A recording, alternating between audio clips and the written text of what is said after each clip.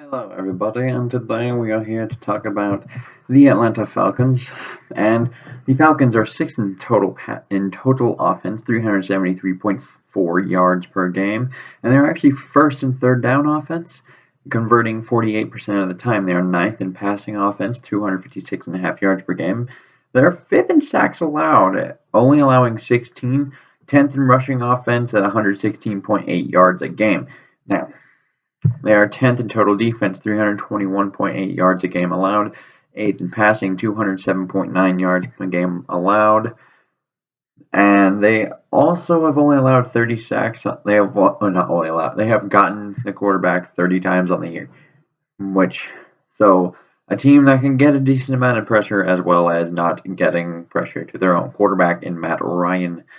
So the 20th ranked rush defense, however, as we all know, they are lighter and faster, so this isn't too much of a shocker. 113.9 yards allowed a game, and they have a 4.4 average yards against them. They're actually the 16th third down defense in the league, 39% of the time getting out of there. And yeah, their injury report. This is as of Wednesday. So Matt Bryant, he has a back injury. He did not practice. I would imagine he'll probably play, or if not, be a game time decision. But that one's a little interesting, judging that that's a kicker. So you really wonder how that could go. Devontae Freeman looks like he's back from concussion protocol. He was a full go, and I'm expecting he will play. Justin Hardy has a shoulder injury, although he was limited, so I expect him to probably play. That's the most likely. Julio is also on the injury report, ankle injury. Julio's gonna play. A guy like that, he's going to play, especially when you have a thing with him and Rhodes going now. I would think just because of that matchup that he would give him the best chance to win in that scenario, as opposed to putting Mohamed Sanu on Xavier Rhodes. So I would imagine Julio, even if he's 80%, I would imagine he goes, no matter what. So Andy Levitri, knee injury, he was also limited. Another guy I think will most likely play. Brian Poole, with a back injury, he will probably play. I'm going to say he will. Tyson Braylo, hamstring. Once again, the most likely. Anything can happen, of course. Trufant, concussion, did not practice. Another interesting one, and this is why I think Brian Poole is pretty much guaranteed to play. Because if you are possibly losing Desmond Trufant, you cannot have another injury there or to basically shorthand yourself. So even if Brian Poole can't fully go, if Desmond Trufant can't pass concussion protocol fast enough, then you have Brian Poole sitting there. And then Teron Ward was listed on it as limited shoulder and knee injury, although I'm not even sure how much he would even be getting the ball, assuming Devontae Freeman and Tevin Coleman are both healthy and back. Okay, now on to our guys, the Purple People. Fifth in total offense, 375.7 yards a game. Second in third down offense, 46% of the time converting. And 12th in passing offense, 251.3 yards a game. They are actually tied for first in sacks allowed, with only allowing 12. Now that's a day and night difference between now and last year, because last year it felt like every other play was a sack, and obviously this year it does not. But it's interesting to know who they're tied first with, which is actually the Los Angeles Chargers. I thought that was a little interesting, but they are sixth in rushing offense, 124.5 yards a game. Now they are fifth in total defense, 290.4 yards a game allowed. 11th in passing defense, 214.9 yards a game allowed. And they also have 30 sacks on the year. So to give you an idea of the Falcons here, they got 30, we got 30. Our D-line's pretty good. Their D-line's faster than ours, although I think ours is more powerful. They're set up in different ways. Our front seven's a lot more powerful than theirs, but theirs is probably a lot faster. And so yeah, but rushing defense, we are second, only allowing 75.5 yards a game. 3.4 yards is the average yards per carry against this Minnesota Viking defense. And they are first and third down defense with 28% of the time. They have to continue, basically. And the injury report, Eric Kendricks, Mike Remmers, and Andrew Sendejo. Once again, this is all based off of Wednesday, although I know this team better, and I saw a thing earlier today that said Mike Remmers is not a go today, and Eric Kendricks is. So although it was the exact opposite yesterday, Kendricks didn't practice and Remmers was limited. And Sendejo was a full practice, so I imagine Sendejo's going. And I imagine Kendricks is going once again with Remmers. I think this is more going to be like, can we survive with Rashad Hill again? I think you probably can.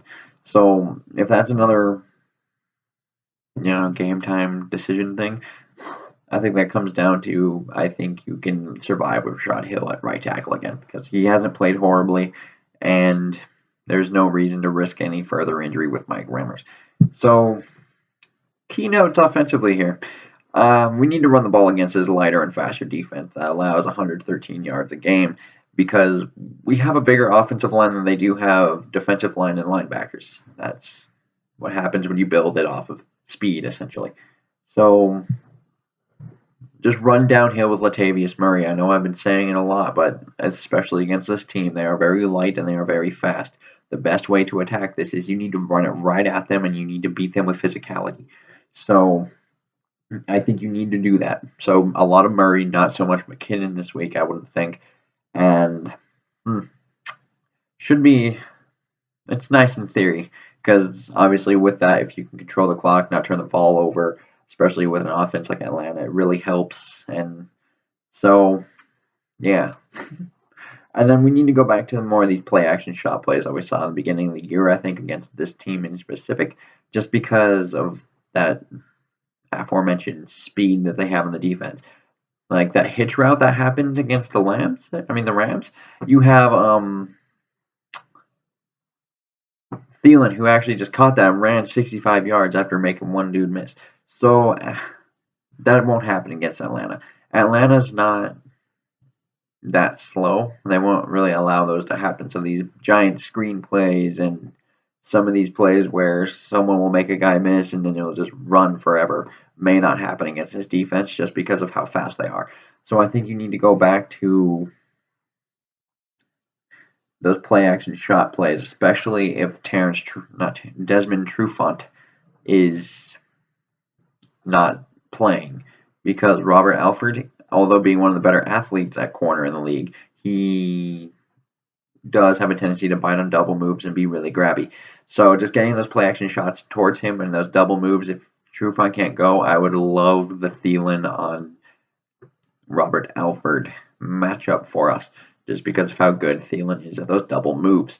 He can really bite on those. So, and then you need to play very disciplined zone coverage whenever we're playing zone coverage and not necessarily just lining up Julio Jones against Rhodes and just a man-on-man matchup and putting him on an island with him, because otherwise you can really take the decoys, and this offense is designed to get Julio Jones the ball. So you really need to be disciplined in reading your keys, and you cannot take the bait, because otherwise Julio kills you, and that's what we saw constantly last week with Tampa Bay. So, yeah, and then you have Sarkisian and Zimmer going at it in this little chess match going on, because Sark has kind of he's gotten going a bit past 2 weeks, averaging 34 points a game, and although against Seattle and Tampa Bay. Now, Seattle, I know people would be like, well, Seattle's good, but I mean, when Seattle has Shaq Griffin go out, they don't have Richard Sherman, there's no Cam Chancellor, Cliff Avrill's out. It's a much different defense. And then Tampa Bay, we know the dumpster fire they've been this year. So, to me, they still need to prove that they're back on offense. So, I think this is a totally different animal in the Zimmer defense than the other two the past two that they've played, just because of the injuries in Seattle and how Tampa Bay just isn't good. So I would say ultimately we're going to win this game, though, because I think there's not much here that says that we shouldn't be able to win this game, because we really just have to stop the run and run the ball again. Like, I know it's a lot of matchups that we're getting like this, which is why next week, speaking of which, I think I forgot to mention this, the next two games, these will dictate Case Keenum, because this is kind of like, these next two games are what people are afraid of with Case Keenum, because we don't know if he can win the playoff games. We don't. Now, These next two games, Atlanta 7-4, Carolina 8-3, both on the road, hostile environments, playoff teams. We get this little preview to see what Case Keenum does in these environments.